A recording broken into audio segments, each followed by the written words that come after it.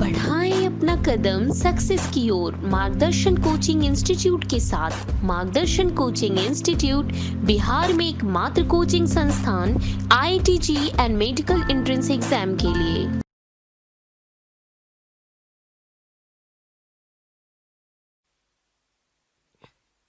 तो last class में हम लोगों ने बच्चों देखा डेल्टा जी के बारे में कि डेल्टा जी का एक फॉर्मूला था, डेल्टा जी बराबर माइनस NFE, और वही अगर हम स्टैंडर्ड स्टेट में बोलते हैं तो डेल्टा जी नॉट बराबर माइनस NF E नॉट बन जाएगा।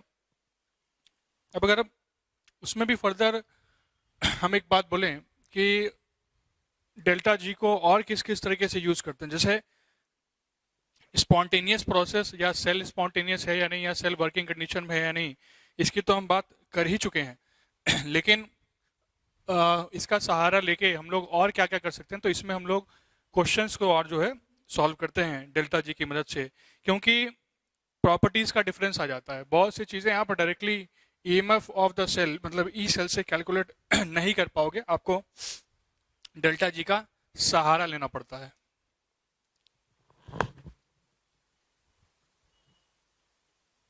सहारा किस तरह से, जैसे अगर मैं बोल देता हूं कि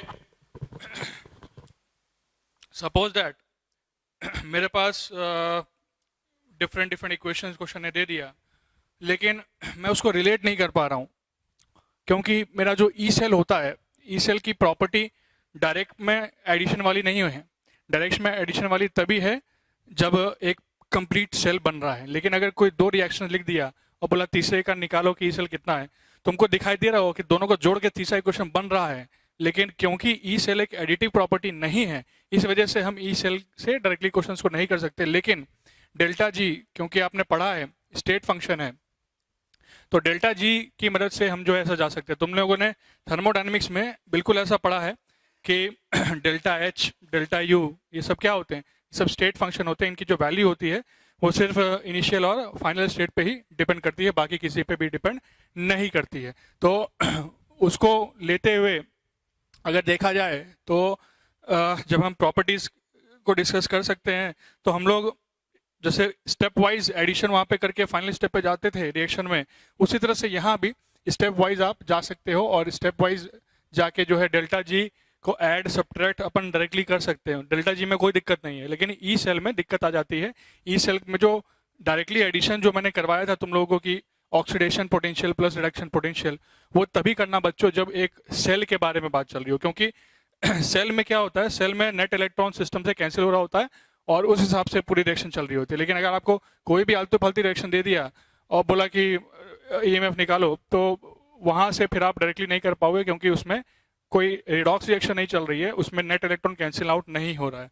तो इस बात का ध्यान रखें कि अगर बोल दिया कि भाई ये सेल है, तो सेल में तो बिल्कुल E cell is equal to EOP plus ERP, ये आपको करना पड़ेगा। लेकिन अगर सेल नहीं बोलता है और खाली रिएक्शन कुछ कुछ दे देता है, तो आप बेटर है कि आप डेल्टा जी के थ्रू क्वेश्चन को जाना पड़ेगा, रेदर देन कि हम ई सेल के थ्रू जाएं। तो जैसे प्रॉपर्टीज जो है वो कुछ कुछ इसका हम लिखा देते हैं। मान लिया जब आप इन्वर्स करोगे, है ना, मान लिया मेरे पास कोई रिएक्शन है, A gives AN plus plus N electron, इसका delta G is equal to मान लिया कि X है।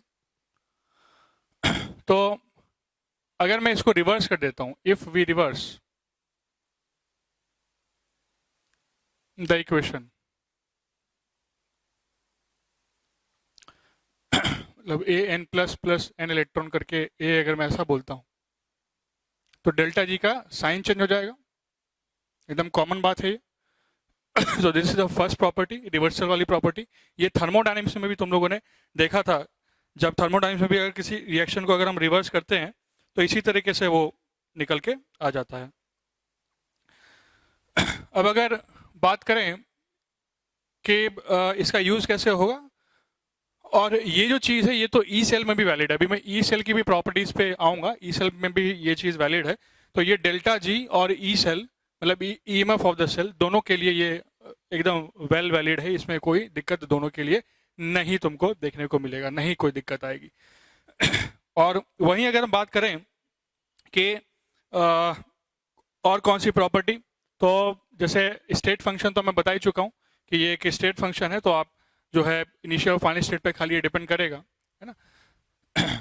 दूसरा जो प्रॉपर्टी है कि इट इज एक्सटेंसिव प्रॉपर्टी। थोड़ा सा थर्मोडायनेमिक्स जो है वो याद कर लो। It is extensive property. ये कैसी प्रॉपर्टी है बेटा? ये एक एक्सटेंसिव प्रॉपर्टी है। एक्सटेंसिव प्रॉपर्टी क्या होती है? एक्सटेंसिव प्रॉपर्टी तुम थोड़ा सा अगर थर्मो याद करोगे, it is a property which depends upon the amount mass content, है ना, ऑफ द सिस्टम। उस पर वो चीज डिपेंड करती है।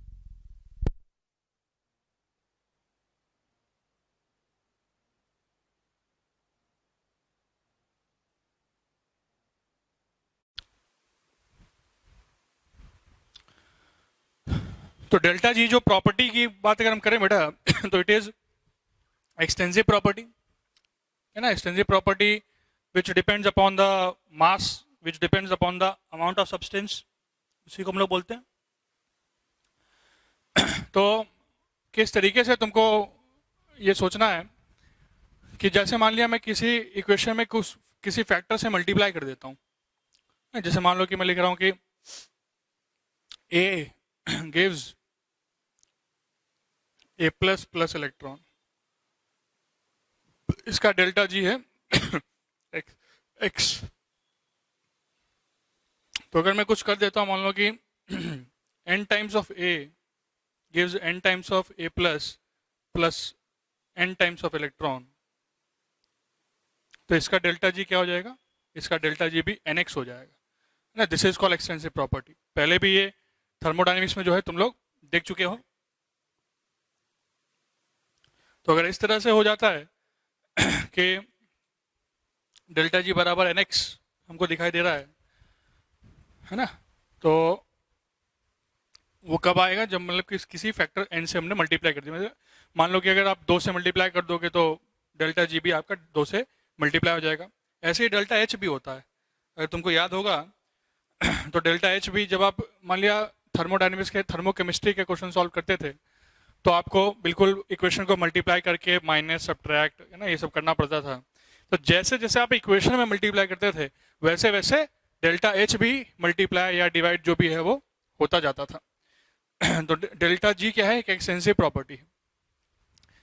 फिर जो थर्ड प्रॉपर्टी है,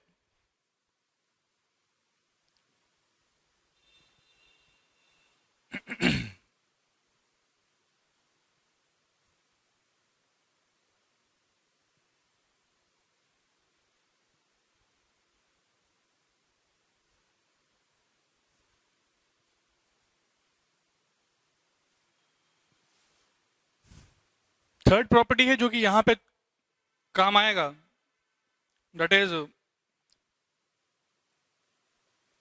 कि delta G is additive property.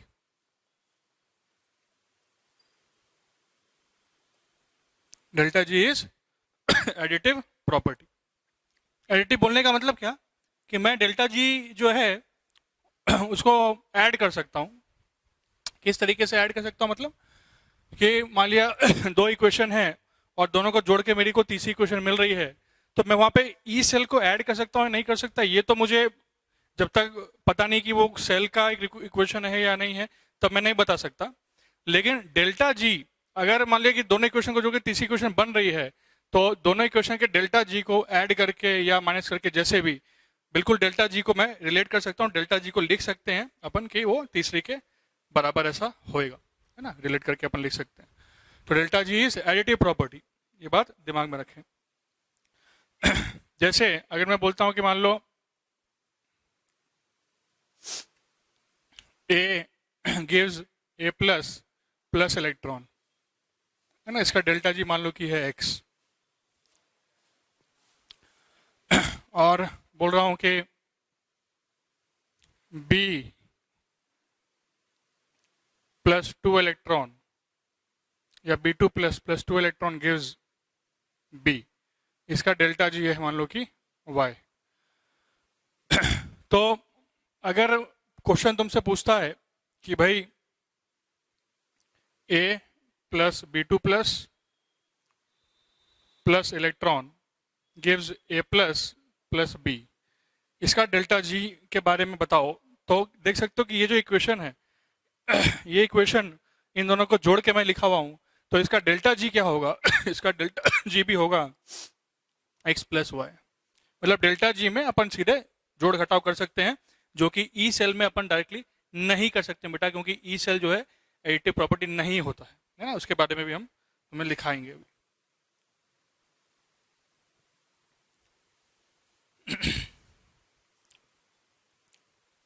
तो एडिटिव प्रॉपर्टी के बारे में हो गया, एक्सटेंसिव प्रॉपर्टी के बारे में हो गया, है ना। और एक और है कि डेल्टा जी जो है उसमें it is a state function, तो आप अगर रिवर्स करते हो तो साइन चेंज हो जाएगा। अब प्रॉपर्टीज ऑफ ई सेल मतलब ईएमएफ की बात कर लेते हैं।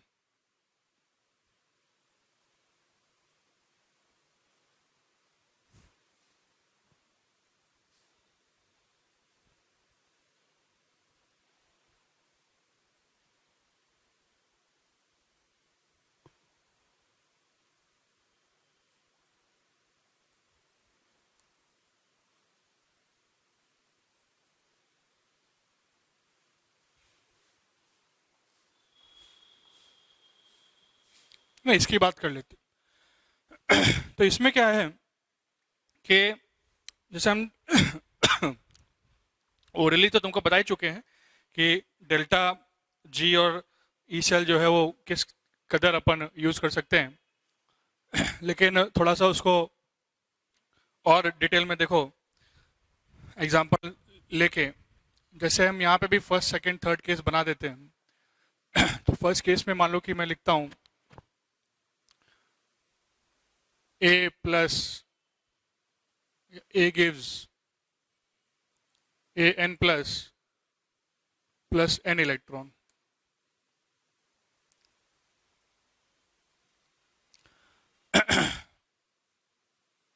इसका ई सेल मान लो कि x है, तो फिर से वही if we reverse the equation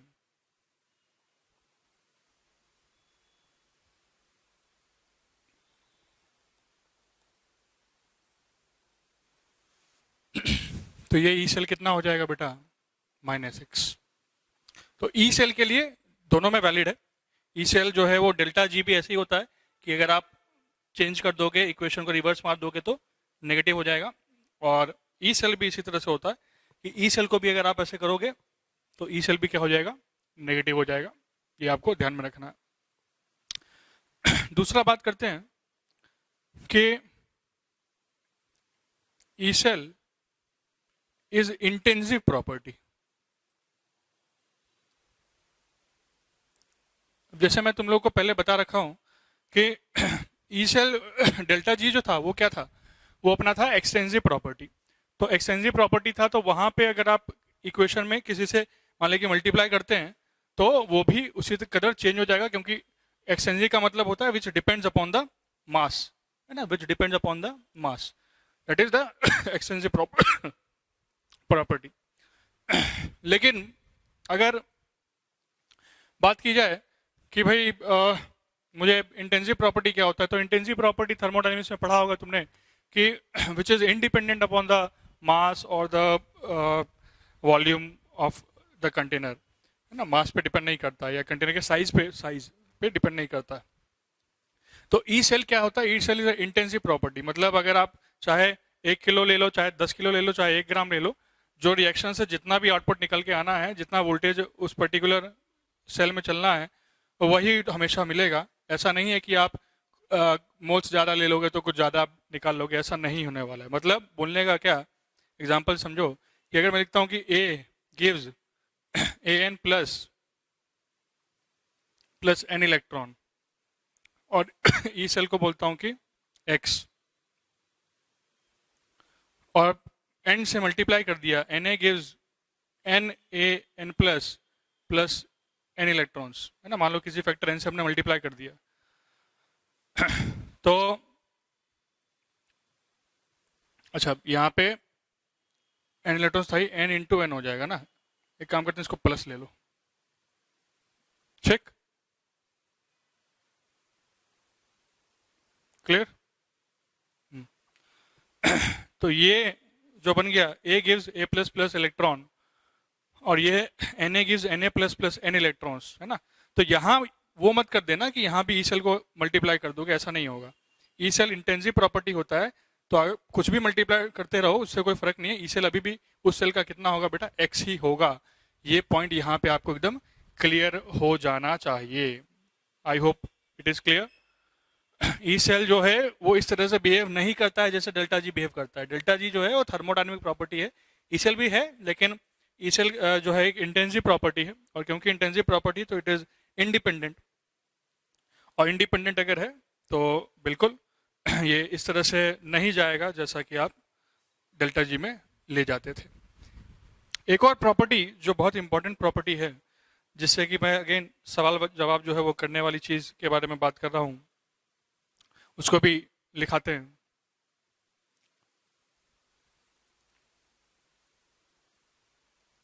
और वहां थोड़ा ध्यान देना कि कब उसको एडिटिव बोल सकते हैं, कब नहीं बोल सकते हैं। जैसे डेल्टा जी तो अपना एडिटिव प्रॉपर्टी है, दो प्रॉपर्टी यहाँ पे होगी ना, डेल्टा जी और एडिटिव वाला बचा हुआ है, उसको भी देखो।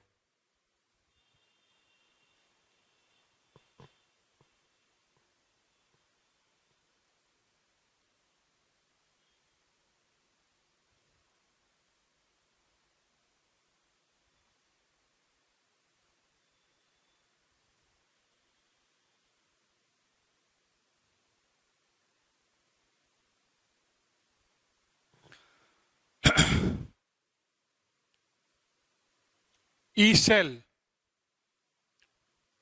is not additive property। E cell जो है एक एडिटिव प्रॉपर्टी नहीं है। बोलने का मतलब क्या कि जैसे अपन बोले A gives A plus plus electron, E cell बराबर एक्स,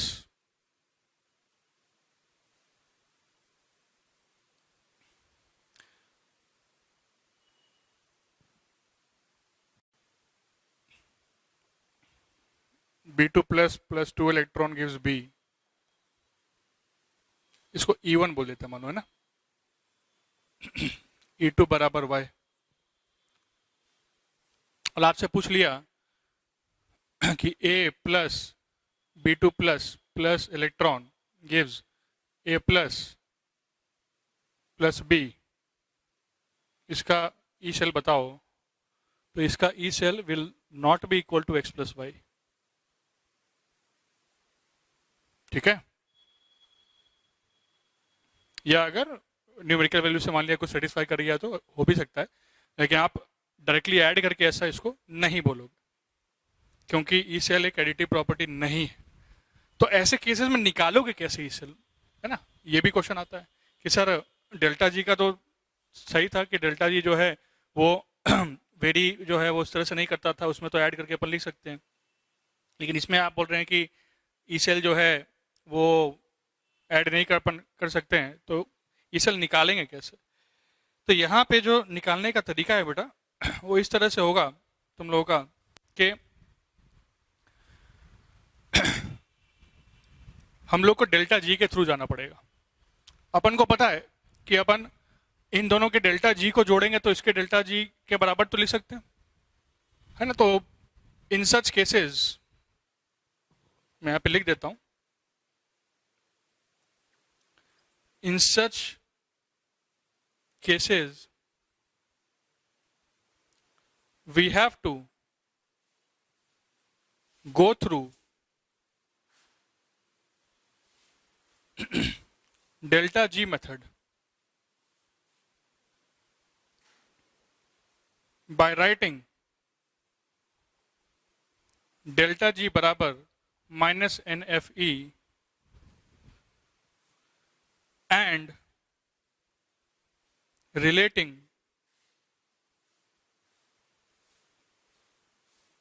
in the equations.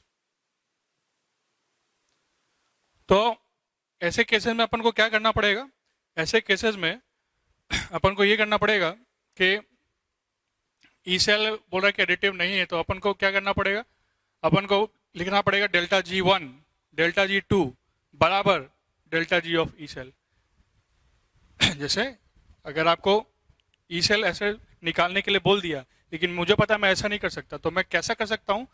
मैं कर सकता हूँ कि मैं यहाँ पे लिख सकता हूँ कि डेल्टा G1 बराबर माइनस NFE. इस रिएक्शन के लिए N कितना है बेटा? Number of moles of electron transfer कितना दिख रहा है? 1. तो -1 इंटू F इंटू E1. ठीक है, मतलब कि X ऐसा हो गया. सिमिलरली यहाँ इसके लिए डेल्टा G2 लिख लो, तो delta G2 will be equal to क्या? तो delta G2 will be equal to minus, इसके लिए N कितना बेटा? इस रिएक्शन में कितना मोल्स ऑफ इलेक्ट्रॉन का ट्रांसफर चल रहा है? 2. तो -2 इंटू F इंटू इसका E2 मतलब कि Y. और यहाँ के लिए लिख लो कि डेल्टा G3 या डेल्टा G सेल ऐसा लिख लो. ठीक है, ये सेल तो था नहीं, तो इसको E3 कर दो यहाँ पे. तो delta G3 will be equal to minus, यहाँ पे number of moles of electron का ट्रांसफर कितना हो रहा है बताओ? नंबर ऑफ मोल्स का ट्रांसफर कितना हो रहा है बेटा? 1. अरे एक ही हो रहा है ना. बाकी तो चार्ज बैलेंस है. मोल्स ऑफ इलेक्ट्रॉन कितने जा रहे हैं? 1. तो -1 इंटू F इंटू E3 मुझे निकालना है, तो उसको E3 करके ही लिख दो. और फिर अपन रिलेट करके लिख सकते हैं कि delta G1 plus delta G2 बराबर डेल्टा G3. और फिर जो काटा कुटी होगा उसको काट कुट के अपन सॉल्व कर सकते हैं. देखो सॉल्व भी कर देते हैं.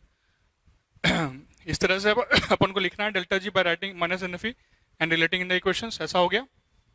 उसके बाद जो है ये बन रहा है अपना कि इन दोनों को जोड़ते हैं इक्वेशन को, तो ये बन जाता है. तो इन दोनों को जोड़ के ये बन जाएगा, ऐसा हो जाएगा. और उसके बाद रिलेट कर सकते हैं. जैसे मैं सॉल्व भी कर देता हूँ ताकि आपको क्लियर होगा. और फिर अपन एक क्वेश्चन भी लेंगे जिससे ये चीज़ और भी क्लियर हो. तो ये बात समझ गए कि कब जो है मुझे डेल्टा G का कंसेप्ट जो है ज़्यादा यूजफुल है? जब ई सेल के थ्रू अपन सॉल्व नहीं कर पा रहे हैं. जब सॉल्व नहीं कर पाओगे तो डेल्टा G का जो कंसेप्ट है वो आपको लगाना पड़ेगा, क्योंकि ई सेल एडिटिव प्रॉपर्टी नहीं है, लेकिन डेल्टा G जो क्या है वो एक एडिटिव प्रॉपर्टी है. आई होप इट इज क्लियर.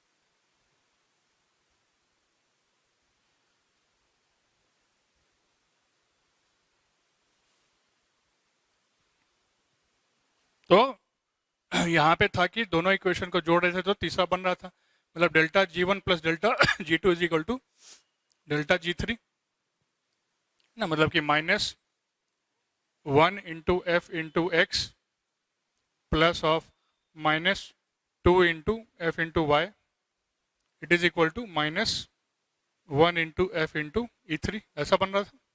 तो माइनस NFE लगा दिया. अब देखो F तो कैंसिल आउट हो जाएगा ना, माइनस साइन भी सब कैंसिल हो जाएंगे. तो क्या बच जाएगा यहाँ पे? ये तो 1 है, तो ये x हो गया, और ये माइनस साइन कैंसिल हो जाएगा टोटल. तो x plus 2y it is equal to E3. देखो ध्यान से, तुम्हारे सामने है पिक्चर एकदम क्लियर. भाई F से F सब कट गए, माइनस से माइनस भी मैं उड़ा दिया. तो अभी जो मैंने एक हाइपोथेटिकल क्वेश्चन बना दिया था, उसका थर्ड वाला जो E3 था उसका आंसर कितना होगा? x प्लस 2y होगा, ना कि x plus y. I hope तुमको क्लियर हो गया होगा कि मैंने क्यों ऐसा लिखा होता कि x प्लस वाई नहीं होगा. अब देखो मैंने जब सेल तुमको पढ़ाया तो वहां मैंने तुमको क्या बताया, सेल के टाइम पे मैंने तुम लोगों को बताया कि वहां पे ऐसा होता है कि हम लोग जोड़ के लिख सकते हैं। तो वहां पे जोड़ के लिख सकते हैं, वो ऐसा क्यों? क्योंकि वहां पे नेट इलेक्ट्रॉन सिस्टम में बच ही नहीं रहा है, जितना जा रहा है, जितना ऑक्सीडेशन साइड से जा रहा है उतना ही रिडक्शन साइड पे आ रहा है। तो वहां पे ऐसे, वहां पे अगर आप दोनों को जोड़ोगे तो चाहे डेल्टा जी से जोड़ो चाहे ई से जोड़ो, डेल्टा जी बराबर माइनस एन एफ उधर से लिखोगे पहली क्वेश्चन में, दूसरी क्वेश्चन में भी लिखोगे और फाइनली क्वेश्चन में भी लिखोगे। तो तीनों में जब लिखोगे तो बेटा तीनों में लिखोगे तो सब तो बैलेंस करके जितना उधर से आ रहा है उतना इधर से आ रहा है, इलेक्ट्रॉन कैंसिल ही हो जाएगा, और इलेक्ट्रॉन कैंसिल हो जाएगा एफ कैंसिल ही हो जाएगा, तो बाकी क्या बचा E1 E2 E3, तो आराम से रिलेट हो जाएगा। इसीलिए in case of cell, in case of cell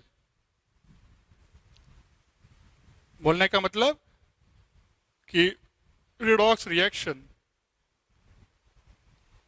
जहां पे रिडॉक्स रिएक्शन चल गई है ना, बैलेंस रिडॉक्स रिएक्शन चल गई जहां पे, in case of cell we can add EMFs of oxidation and reduction side.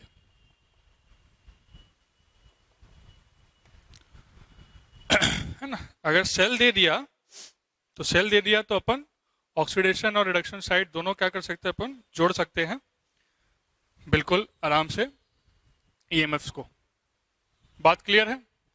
क्योंकि वहां पे तो जो मेरा n है वो ऑक्सीडेशन हाफ के लिए भी वही कैलकुलेट किया जाएगा, लिखा जाएगा, और रिडक्शन हाफ में भी जितना उधर से आ रहा है वही इधर से आ रहा है, ऐसा बोला जाएगा। तो वहां पे कोई दिक्कत नहीं है कि, तो वहां पे अपन ऐड कर सकते हैं, और इसीलिए वहां पे लिखा जाता है कि E cell it is equal to E of OP plus E of RP, है ना। अगर स्टैंडर्ड है तो ई नॉट लग जाएगा और एसओपी प्लस एसआरपी बन जाएगा, ऐसा हो जाएगा। तो वहां अपन ऐड कर देते हैं क्योंकि वहां पे सब कैंसिल हो जाता है, इलेक्ट्रॉन भी कैंसिल हो जाता है, एफ तो कैंसिल होना ही है, एफ तो इधर भी कैंसिल हो गया। लेकिन ऐसे केसेस में जहां एक रिडॉक्स कपल नहीं बन रहा है, जहां नेट इलेक्ट्रॉन सिस्टम में बच रहा है, ऐसा कुछ हो रहा है, कुछ ऐसी क्वेश्चन आ रही है जो कि रिडॉक्स रिएक्शन नेट नहीं बना रही है, तो ऑब्वियसली जो नेट रिडॉक्स रिएक्शन होती है बैलेंस वाली, उसमें इलेक्ट्रॉन नहीं दिखाई देना चाहिए। तो ऐसा अगर आएगा तो उस केस में you have to go through by the delta G वाला कंसेप्ट। क्लियर? अब इसी चीज को एक क्वेश्चन के थ्रू जो है सॉल्व करने की कोशिश करते हैं। देखो क्वेश्चन,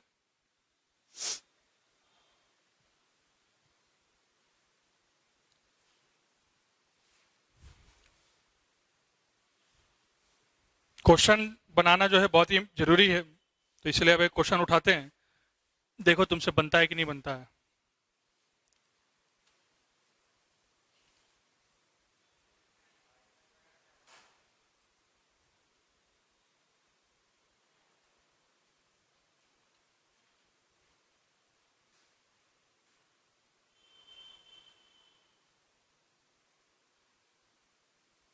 पहले एक सिंपल सा क्वेश्चन उठाते हैं, उसके बाद थोड़ा एक कॉम्प्लेक्स क्वेश्चन लेंगे ताकि तुम्हारी प्रैक्टिस जो है वो हो जाए।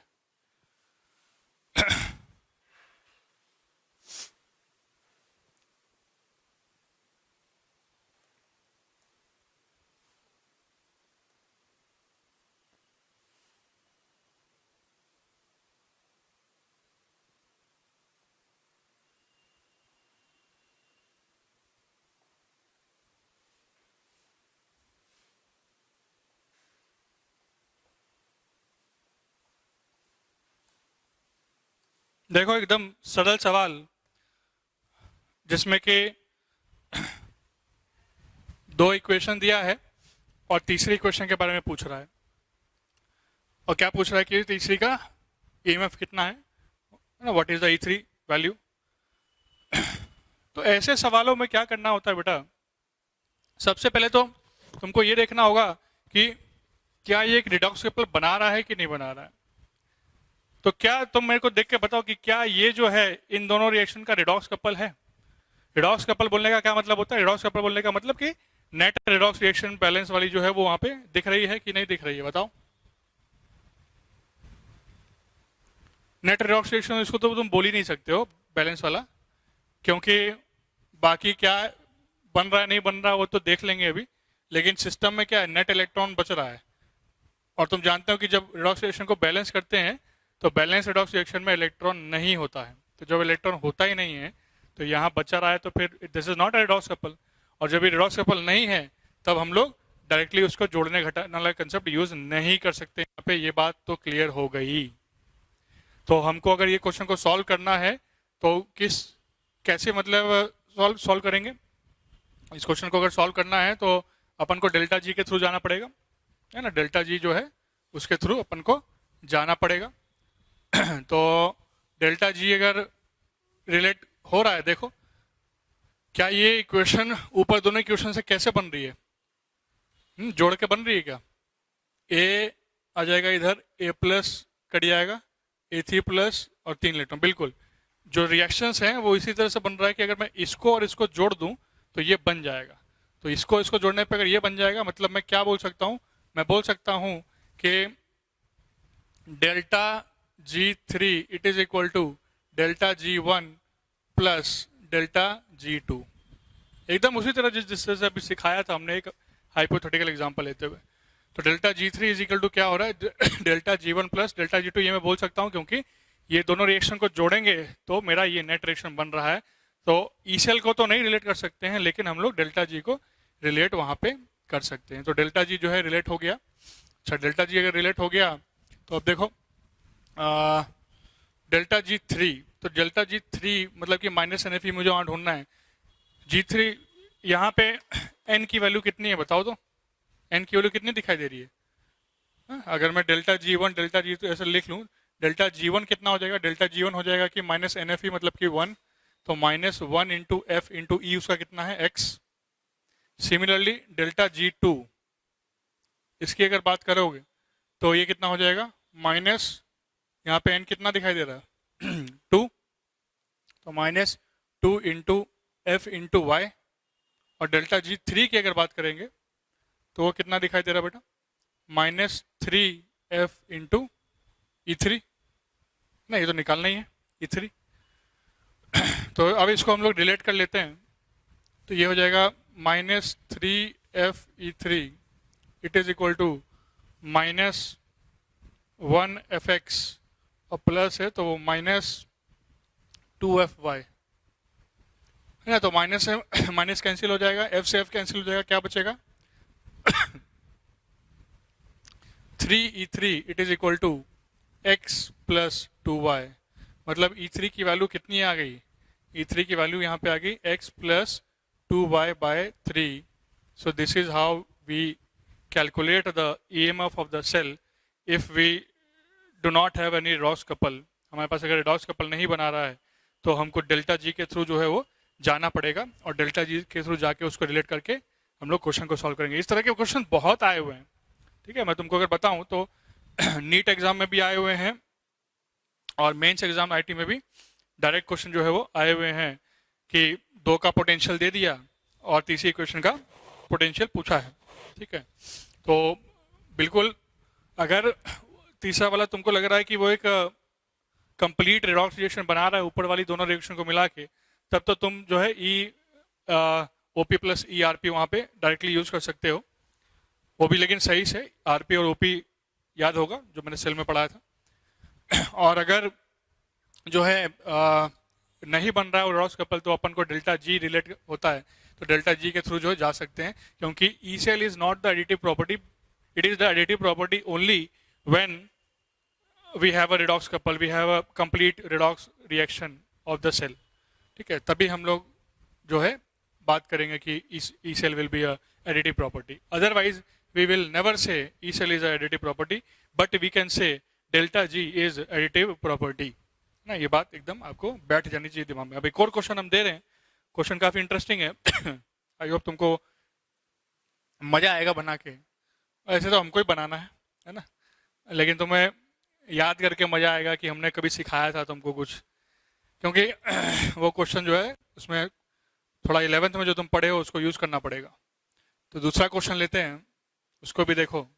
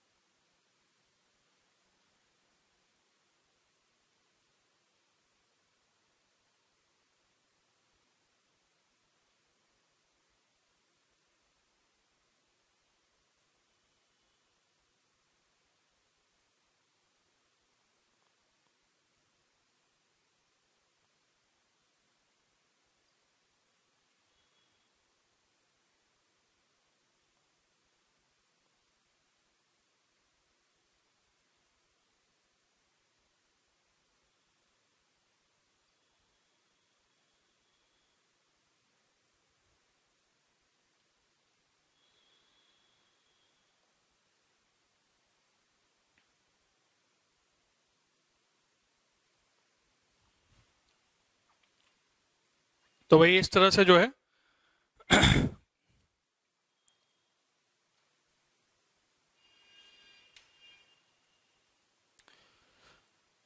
क्वेश्चन तुमको दिया हुआ है। अब देखो यहां पे उसने रिएक्शन दिया ही नहीं, यहां पे जो है उसने रिएक्शन दिया ही नहीं, उसने बस पोटेंशियल दे दिया। बट इट इज ऑब्वियस कि पोटेंशियल दिया है तो आप ऐसे डायरेक्टली पोटेंशियल को नहीं सोच पाओगे, है ना, क्योंकि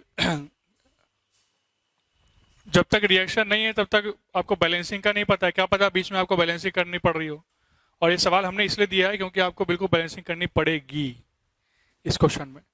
तो रिडॉक्स रिएक्शन जो तुम लोग मान लिया 11th में इग्नोर कर दिए थे अपने टाइम पे जब हम पढ़ा रहे थे, तुम सोच रहे होगे सर ये क्या पढ़ाए जा रहे हैं, ये सब कभी आने वाला एग्जाम में है? तो वो देखो एग्जाम में तो आएगा ही आएगा और एक दूसरे चैप्टर में भी आ गया, ठीक है। तो इसीलिए जो पढ़ाया जाता है वो, क्योंकि हम तो ऐसे भी एकदम टू द पॉइंट ही पढ़ाते हैं, जो जिससे रैंक निकलेगा, ना ज़्यादा पढ़ाते हैं और ना कम पढ़ाते हैं। तो इसीलिए हमारा जो भी क्लास होता है ना, उसमें ये मत सोचा करो कि सर ये तो मतलब हो सकता है कि सर ये एक्स्ट्रा पढ़ा रहे हैं, ये हम लोग के काम का नहीं है, ऐसा नहीं है। हमने अपने टाइम पे एग्ज़ाम निकाला और हमें एकदम पता है कि सिलेबस कितना है और क्या है और कहाँ से मैक्सिमम क्वेश्चन पूछा जा सकता है। तो इसीलिए जो भी तुम्हारे पास नोट्स हैं, जब हमने तुमको बैलेंसिंग सिखाया है ना, तुम अगर भूल गए हो उसको रिवाइज करो तो बैलेंसिंग जो है वो बहुत ज़रूरी था। बैलेंसिंग तो ऐसे भी बहुत कॉमन है, वो तो ऐसे भी पता होना चाहिए था तुमको। बट जो लोग मैंने इग्नोर कर देते हैं बात को ये सोच के कि ये सब कभी आने वाला है, नॉर्मल सा क्वेश्चन आता है, हम लोगों के यहाँ के पेपर में नॉर्मल रहता है, या हम प्रीवियस ईयर बनाएं तो फिर हमको बड़ा कॉन्फिडेंस है, सारा बन जाता है और घंटा तुमसे कुछ नहीं बनता होगा, ठीक है। तो वो इसीलिए क्योंकि तुम ज़्यादा ओवर कॉन्फिडेंस पाल लिए हो अपने में। तो ओवर कॉन्फिडेंस को जो है अपना जेब में रखो थोड़ा, और उसके बाद जो है रिडॉक्स रिएक्शन की बैलेंसिंग अगर तुमको याद है तो खुद से करो, और बाकी तो हम करेंगे। तो अपना फोकस कर लेना कि किस हिसाब से जो है क्वेश्चन को डील किया जाता है। तो जो लोग भूल गए हैं मैं उनके लिए मतलब सॉल्व कर रहा हूँ, हालांकि भूलना नहीं चाहिए, it is a very important topic. Balancing जो होता है वो तो बहुत ही इंपॉर्टेंट टॉपिक माना जाता है, तो ये भूलना नहीं चाहिए। तो सबसे पहली बात, जब तक आपके पास इक्वेशन नहीं है तब तक जैसे मैंने बोला आप कुछ नहीं कर सकते हो। आप ऐसे क्या देख के थोड़ी ना, कोई हलवा है क्या कि यहाँ से देख के मतलब आंसर आ जाएगा ईएमएफ का, ऐसा नहीं होता है। तो आपको पूरा सॉल्व करना पड़ेगा। और पिछले जो क्वेश्चंस मैंने कराए उसमें तो मैंने इक्वेशन दे भी दिया था, तो फिर आपको खाली एनएफई लगाना था, डेल्टा जी वगैरह लगाना था। यहाँ इक्वेशन नहीं दिया, यहाँ पे पोटेंशियल की वैल्यू दे दी कि भाई जब ये इसमें कन्वर्ट होता है तो ये जो पोटेंशियल है इतना होता है, जब ये इसमें कन्वर्ट होता है तो जो पोटेंशियल है वो इतना होता है, जब ये जो इसमें कन्वर्ट होता है तो इतना होता है। अब इससे घबराना नहीं है ना कि सर मतलब ये क्या सर, ये तो मतलब हम पहली बार देख रहे हैं, ऐसा घबराना नहीं है। इसमें जो है इसका मीनिंग क्या है, इसका मीनिंग कुछ नहीं है। इसका मीनिंग है कि जब ये इसमें चेंज होता है तब जो पोटेंशियल है वो एक्स है, जब Mn2+ इसमें चेंज होता है तो जो पोटेंशियल बनाता है वो वाई है, जब ये इसमें चेंज होता है तब जो पोटेंशियल बनाता है वो पता करना है। इस तरह से है ना, घबराने की जरूरत नहीं है। तो लेकिन बैलेंस करने पड़ेगा, तुमको रिएक्शन लिखना पड़ेगा। तो अब हम एक एक करके जो है बैलेंस कर रहे हैं, फिर एक साथ रिएक्शन को लेंगे। मान लो कि हम Mn पहली वाली लिखते हैं, MnO4- कन्वर्ट हो रहा है अपना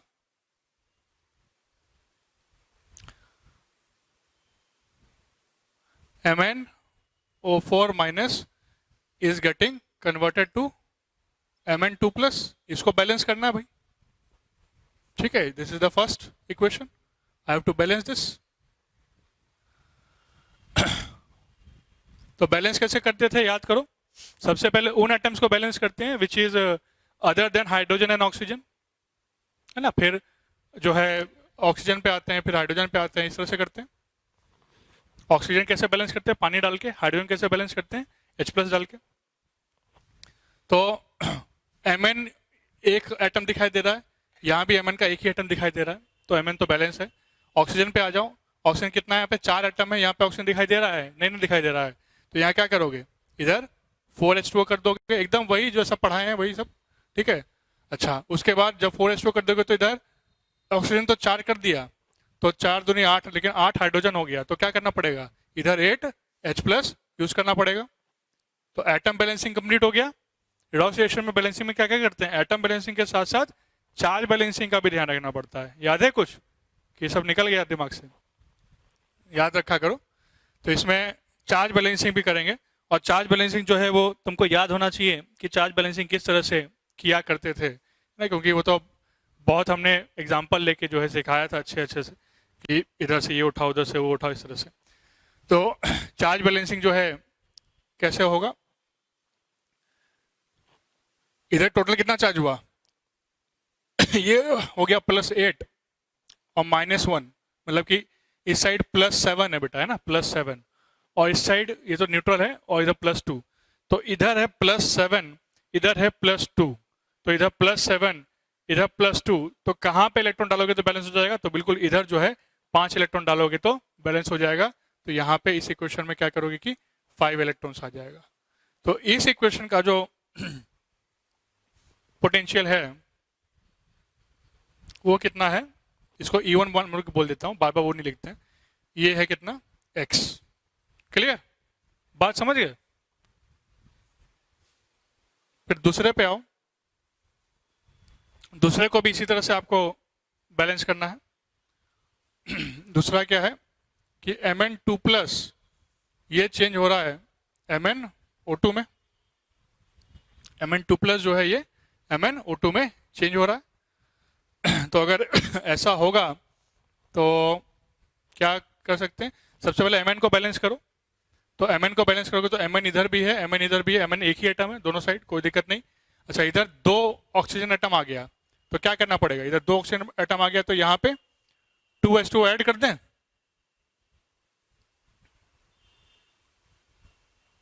इधर जो है 2H2O ऐड कर दो। अरे 2 ऑक्सीजन आ गया ना, ऑक्सीजन को कैसे बैलेंस करते हैं, पानी डाल के, तो 2H2 कर दोगे तब ना 2 ऑक्सीजन हो जाएगा, ठीक है। और उसके बाद हाइड्रोजन देखो कितना है, तो हाइड्रोजन जो है इधर 4 हो रहा है, इधर कुछ भी नहीं है, तो क्या करना पड़ेगा, इधर 4H+ करना पड़ेगा। एटम बैलेंसिंग कंप्लीट है ना। चार्ज बैलेंसिंग करते हैं, चार्ज गिनो, चार्ज कितना है,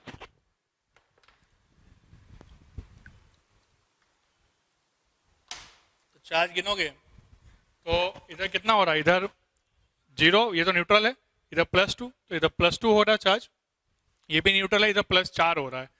तो देखो इधर +2 और इधर +4, तो क्या करोगे, इलेक्ट्रॉन जहां डालोगे वहां तो कम ना हो जाएगा चीज, तो इधर +2 इधर +4, तो इधर ना डालोगे, इधर क्या डालोगे, 2 इलेक्ट्रॉन डाल दोगे। तो ये हुआ तुम्हारा E2, ये कितना है, ये Y है। बात समझे क्या करना है, इससे घबराना नहीं है, इसकी क्या बना देनी है, इक्वेशंस बना देनी है, और ऑब्वियसली बैलेंस करना पड़ेगा तुम्हें, अदरवाइज जो है बिना बैलेंसिंग के तो फिर जज नहीं कर पाओगे ना कि तीसरा वाला कैसे बन रहा है नहीं बन रहा है। अब बात करते हैं तीसरे वाले को बैलेंस करते हैं भाई। तो तीसरे वाले को देखोगे तो तीसरे में क्या हो रहा है कि MnO4- लिखा हुआ है, और वो किस में कन्वर्ट हो रहा है, MnO2 में कन्वर्ट हो रहा है। फिर से Mn और Mn तो बैलेंस है, यही है ना वहाँ पे, ठीक। Mn और Mn जो है वो बैलेंस है। इधर ऑक्सीजन है 4, इधर ऑक्सीजन है 2, क्या करोगे, उधर 4 इधर 2, तो इधर 2 ऑक्सीजन की कमी है, तो क्या करोगे, इधर 2H2 ऐड कर देंगे। अच्छा, 2H2 ऐड कर देंगे तो इधर 4 हाइड्रोजन हो गया, उधर हाइड्रोजन नहीं है, तो इधर 4H+ कर देंगे। और फिर चार्ज बैलेंसिंग पे आ, चार्ज बैलेंसिंग पे तो इधर तो कोई चार्ज दिखाई नहीं दे रहा किसी पे भी, तो 0 चार्ज है इधर। इधर आओ, इधर +1 चार्ज है, लेकिन 4 आइटम है तो +4 हो गया, +4 इधर हो गया, और -1 ये हो गया, मतलब 4 में से गया तो 3। इधर +3 हो रहा है, इधर +3 इधर 0, उधर +3 इधर 0, तो उधर +3 है और इधर अगर 0 है तो क्या करें भाई, इधर +3 और इधर 0, तो इधर ही क्या करना पड़ेगा, 3 इलेक्ट्रॉन अपन को डालना पड़ेगा, तो 0 बराबर 0 हो जाएगा। तो E3 it is equal to, E3 मतलब हमको निकालना है, ठीक है, इस तरह से यहाँ पे ये E3 लिख देते हैं।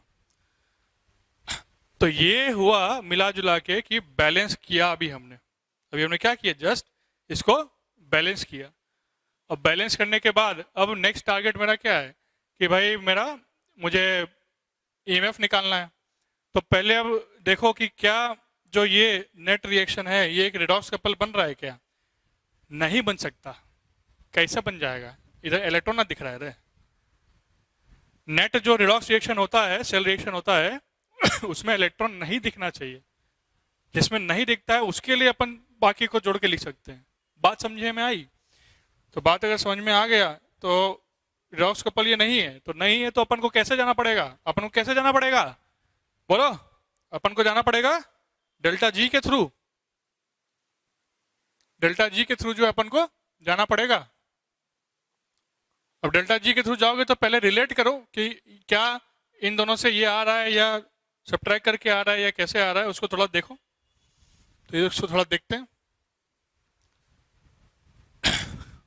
इन दोनों को अगर जोड़ के ये आ रहा है क्या, देखो एक बार। MnO4 माइनस, बिल्कुल ये तो आ जाएगा यहीं पे।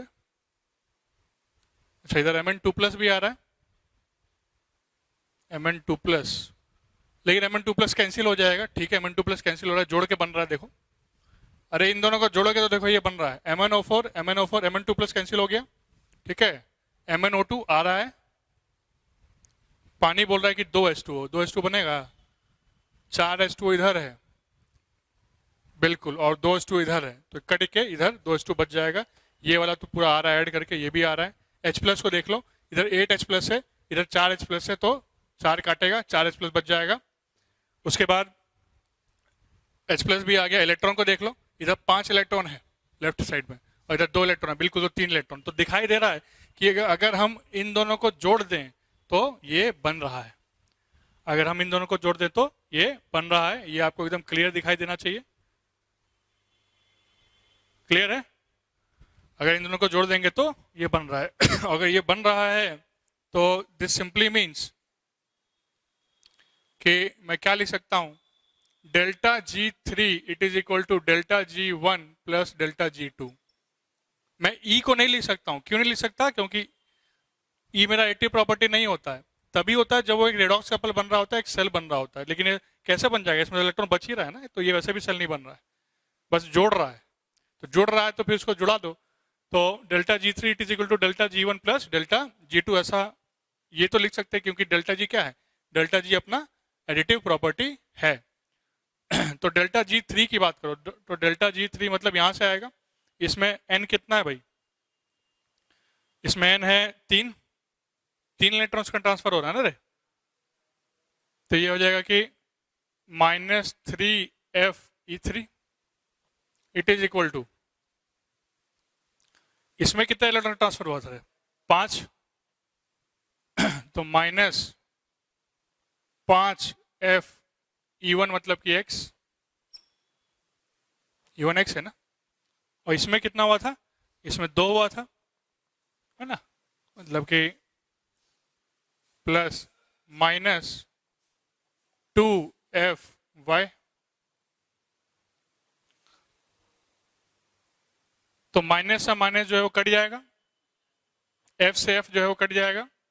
ये क्या हो जाएगा? ये हो जाएगा 3E3 it is equal to 5X plus 2Y। तो देखो E3 की वैल्यू क्या आ गई भाई? यहाँ पे E3 की वैल्यू होगी 5X प्लस 2Y बटा 3। तो this is your correct answer. E3 is 5X plus 2Y by 3।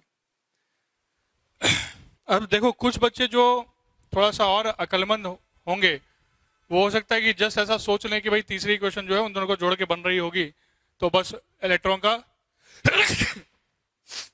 Sorry electron का जो ट्रांजिशन है उसको जो है वो चेक कर रहे होंगे। तो इलेक्ट्रॉन का ट्रांजिशन चेक कर देंगे तो वहीं से दिख रहेगा कि कितने का चेंज है। तो इधर +7 है, ये +2 है, 5 का चेंज आ रहा है। सिमिलरली यहाँ +2 है, इधर +4 है, तो 2 का चेंज आ रहा है। तो डायरेक्टली भी कुछ लोग सोच सकते हैं, लेकिन वही है।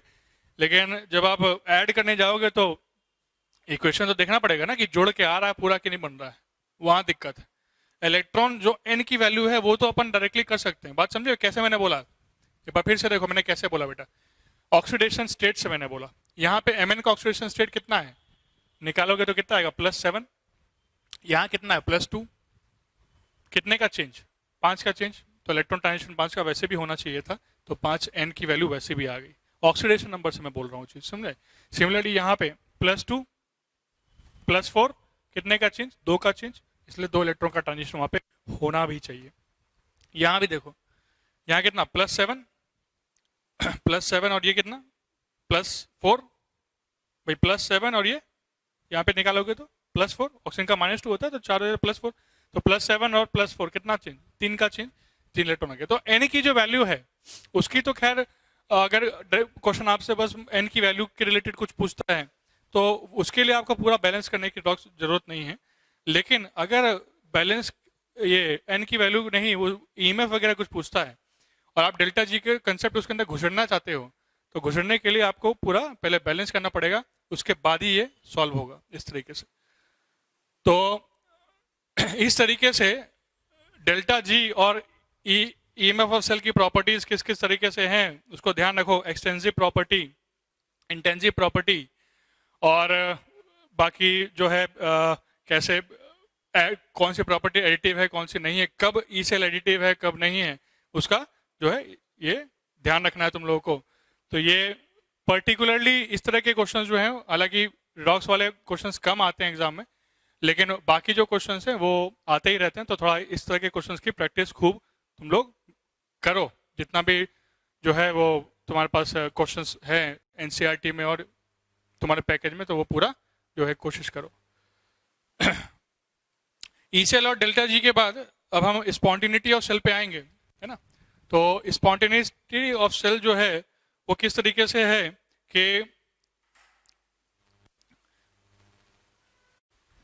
ना, तो स्पॉन्टिनिटी की जो बात हम लोग करेंगे, जैसे मैंने स्पॉन्टेनियस रिएक्शन तुम लोगों को थर्मोडायनेमिक्स में सिखाया था कि स्पॉन्टेनियस रिएक्शन के लिए क्या है कि एंट्रोपी जो है, एंट्रोपी इज ऑलवेज इंक्रीजिंग, ऐसा हम लोग बोलते हैं। अगर स्पॉन्टेनियस रिएक्शन है तो एंट्रोपी इज ऑलवेज इंक्रीजिंग, भाई सेकेंड लॉ है थर्मोडायनेमिक्स का इंक्रीजिंग एंट्रोपी वाला, entropy of universe is continuously increasing.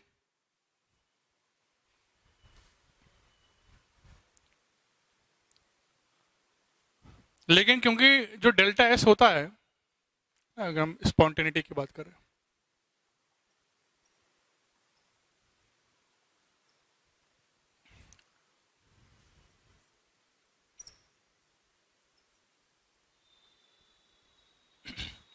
लेकिन जो डेल्टा एस होता है, एंट्रोपी चेंज जो होता है ना, वो एक एग्जैक्ट आइडिया हमको नहीं बताता था, क्योंकि तुमको याद होगा डिपेंडिंग अपॉन कि डेल्टा एच मतलब कि एंथैल्पी ऑफ द रिएक्शन क्या है, उस पर भी वो चीज़ें डिपेंड करती हैं, ठीक है। तो सिर्फ एंट्रोपी का बढ़ जाना रैंडमनेस तो बताता है कि हाँ हो रहा है, लेकिन क्या वो प्रोसेस हमेशा स्पॉन्टेनियस होगा ही होगा, ये हम इससे डायरेक्टली हमेशा नहीं बोल सकते, नॉट ऑलवेज, है ना। This condition is not valid always. कहीं पे अगर ऑलवेज वर्ड लगा देता है तो आपको बोलना है कि ये गलत है ना, नहीं तो जनरली में तो जो नॉन रिवर्सिबल रिएक्शन है उन सभी का ऐसा ही है कि डेल्टा एस पॉजिटिव होता है। लेकिन किस चीज से हम एग्जैक्ट बोल सकते हैं स्पॉन्टेनिटी या स्पॉन्टेनियस प्रोसेस? स्पॉन्टेनियस प्रोसेस का मतलब याद है ना तुम लोगों को? स्पॉन्टेनियस प्रोसेस का मतलब होता है कि वो प्रोसेस जो अपने आप हो जाता है ना, नेचुरली ऑकरिंग प्रोसेस, उसमें कोई ज्यादा बहुत एनर्जी लगाने की जरूरत नहीं पड़ती है, अपने आप जो प्रोसेस हो जाता है उसको बोलते हैं स्पॉन्टेनियस प्रोसेस। तो डेल्टा जी जो है वो मेन फैक्टर होता है ये निकालने का कि भाई स्पॉन्टेनियस है कि नहीं, है ना, which is equal to delta H minus T delta S. याद है ये इक्वेशन था, इसको क्या बोलते हैं? Gibbs Helmholtz equation. This equation is called Gibbs Helmholtz equation. तो अगर delta G of the system ध्यान रखना, सराउंडिंग का नहीं, सिस्टम का। ये जो बात करता है ये तो डेल्टा एस टोटल बात करता है, ठीक है ना, delta S total greater than 0 होना चाहिए। सिस्टम बोलेगा तो नॉट ऑलवेज वैलिड।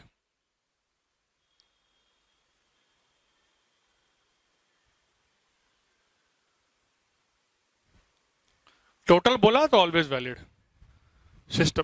तो है ना, डेल्टा एस यहां लिख देता हूं मैं, टोटल इज ग्रेटर देन 0, ये always for spontaneity, for spontaneity. तो डेल्टा एस में हम लोग को टोटल देखने की जरूरत नहीं पड़ती है क्योंकि हमारा सिस्टम से ही काम चल जाता है। तो डेल्टा एस सिस्टम क्या जब नेगेटिव होता है तब हम लोग बोलते हैं कि प्रोसेस कैसा है, स्पॉन्टेनियस प्रोसेस है, अपने आप नेचुरली ऑकरिंग है, उसमें वो होगा। प्रोसेस मतलब होगा। तो यहाँ पे प्रोसेस के होने का क्या मतलब है? यहाँ पे प्रोसेस का होने का मतलब है कि cell is in working condition, cell is in working condition. बात समझ में आई? सेल किस कंडीशन में है? सेल वर्किंग कंडीशन में है, मतलब कि स्पॉन्टेनियस प्रोसेस।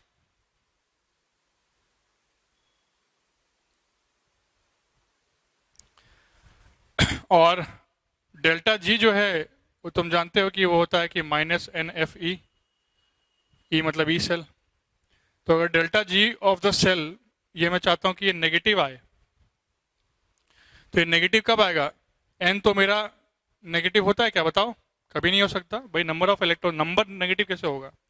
एफ जो है वो क्या होता है? वो भी नेगेटिव नहीं हो सकता क्योंकि एफ क्या होता है? 96500 कूलम चार्ज की वैल्यू होती है। 1 फेरेड जो है वो 1 मोल ऑफ इलेक्ट्रॉन्स का चार्ज दर्शाता है। और ई सेल जो है ये क्या हो सकता है? डेल्टा जी सेल जो है वो मुझे नेगेटिव लाना है ना, तो नेगेटिव लाना है तो ये पॉजिटिव होगा, ये भी पॉजिटिव होगा, और मुझे डेल्टा जी सेल नेगेटिव बनाना है। तो ई सेल क्या होना चाहिए? ई सेल तो कुछ भी हो सकता था, प्लस भी हो सकता था, माइनस भी हो सकता था, लेकिन E cell has to be positive, है ना, अगर डेल्टा जी को नेगेटिव लाना है तो। फॉर डेल्टा जी नेगेटिव, तो डेल्टा जी को नेगेटिव लाना है तो ई सेल को क्या होना चाहिए? पॉजिटिव। मतलब कि जो भी आप ईएमएफ निकाल रहे हो, जो भी आप वोल्टेज निकाल रहे हो, अगर वोल्टेज जो है वो ग्रेटर देन 0 है तो ही आपका सेल वर्क करता है जिस डायरेक्शन में आप उसको चाह रहे हो। अदरवाइज नेगेटिव बोलेंगे तो फिर ऐसा हो जाएगा कि उसके टर्मिनल्स मान लिया कि चेंज हो गए, आपको उसके टर्मिनल्स चेंज करने पड़ेंगे जिससे जो आप सेल चाह रहे थे वो सेल वो बन जाए, ठीक है। ई सेल नेगेटिव आ सकता है कंडीशन पे, अगर मान लिया कि आपने एनोड को कैथोड बना दिया, कैथोड को एनोड बना दिया, तो ऑब्वियसली उस केस में सेल गलत हो गया ऐसा बोलेंगे, सेल स्पॉन्टेनियस नहीं रहा ऐसा बोलेंगे, लेकिन पोटेंशियल जो है वो नेगेटिव आ जाएगा। ये ऐसा नहीं कि पोटेंशियल नहीं आएगा, पोटेंशियल आएगा लेकिन वो नेगेटिव आ जाएगा, लेकिन सेल जो है बोलेंगे कि स्पॉन्टेनियस नहीं है। क्योंकि जो सेल होना चाहिए वो ई सेल क्या होना चाहिए? ग्रेटर देन 0 होना चाहिए। वोल्टेज आपको कभी भी माइनस में बोला है? कभी कोई बैटरी लेने जाते हो तो उसमें देखे हो कि उसमें 1.1 वोल्ट या 1.2 वोल्ट या 1.5 वोल्ट लिखा रहता है? कभी ऐसा लिखा रहता है -2 वोल्ट? ऐसा नहीं लिखा रहता है।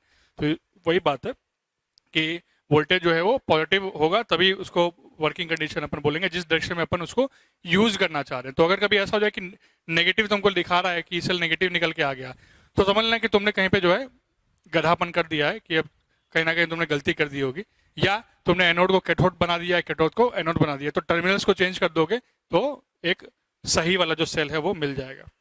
इसके ऊपर और टॉपिक डिस्कस करेंगे और क्वेश्चन भी डिस्कस करेंगे। तब तक के लिए इस थ्योरी को कम से कम जो है दिमाग में रखो, हटाओ, और जो भी पढ़ाया आज हमने, बहुत इंपॉर्टेंट जो क्वेश्चन सॉल्विंग होता है डेल्टा जी ई सेल वाला, उसके बारे में पढ़ाया, तो उसको पूरा एकदम दिमाग में रखो, और बाकी इससे रिलेटेड क्वेश्चन नेक्स्ट क्लास में हम लोग करेंगे।